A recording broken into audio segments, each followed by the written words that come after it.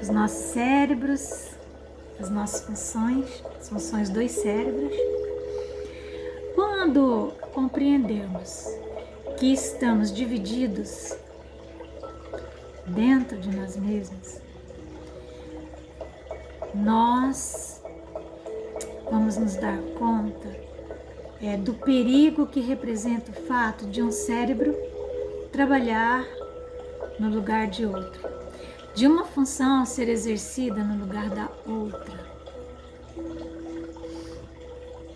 E o autoconhecimento é basicamente isso. Ele começa pelo reconhecimento dessa imperfeição na forma de trabalhar, nessa usurpação de funções. E isso exige grande senso de observação de si mesmo, que venhamos a nos colocar como sujeitos e como objeto, que possamos sair de nós mesmos e olhar as nossas ações. Para isso, nós vamos precisar de um certo grau, é claro, de maturidade do senso moral, porque, com certeza, essa usurpação de funções, ela começou a acontecer a partir do momento em que nós fizemos uma opção de enveredar pelo caminho das sensações. Porque quem mais faz o trabalho dos outros centros é o centro sensorial. É ele o maior usurpador das nossas funções, das outras funções. Então, e isso aconteceu há muito tempo. Ao invés de encaminharmos o nosso processo de evolução pelo nível da razão, do centro intelectual, permitir que as análises fossem feitas de forma adequada, com todos os elementos disponíveis, com análise de cenário, nós nos afastamos desse poderoso centro de controle e enveredamos pelo caminho da sensualidade. Por que isso aconteceu conosco? Qual a causa disso? De certa maneira, há uma razão. O centro intelectual, as análises que ele faz dos fatos, no nível de comparação com os outros centros, ele é lento. Ele é o mais lento de todos os centros. Então, um fato levado para análise do centro intelectual, nós vamos dar a ele tem um tempo para fazer aquela análise que nós vamos colocar como sendo 1. Né? Vai demorar um tempo 1. Esse mesmo fato, levado para análise do centro motor,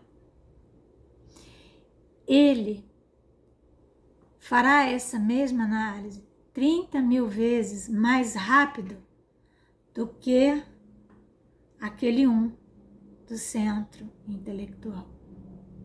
Ele é 30.000 vezes mais rápido que o centro intelectual, o centro motor. Esse mesmo fato, se levado para análise pelo centro sensorial, ele será 900 milhões de vezes mais rápido para dar a resposta do que o centro intelectual. Por isso, quando algo é decidido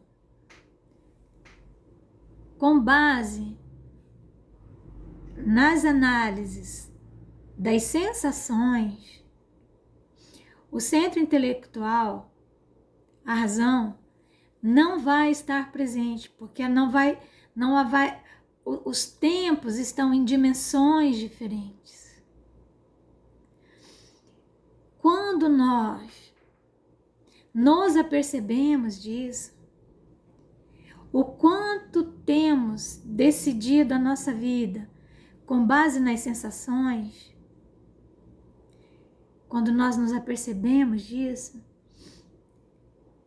nós começamos então a dar maior distância focal dos fatos para que o cérebro intelectual possa fazer o seu trabalho antes de tomarmos as decisões, não é?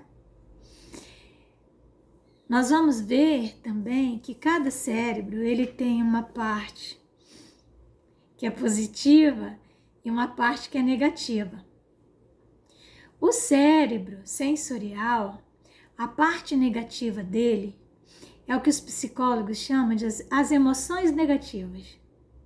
Mas na verdade não são emoções, nós já vimos que as emoções elas estão num centro emocional superior.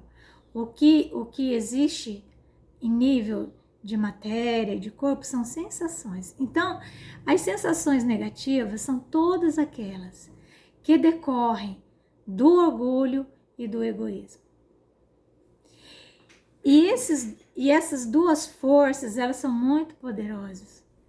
O orgulho, ele representa tudo que seja controle, poder, mando. E o egoísmo, tudo que seja conforto, acumulação.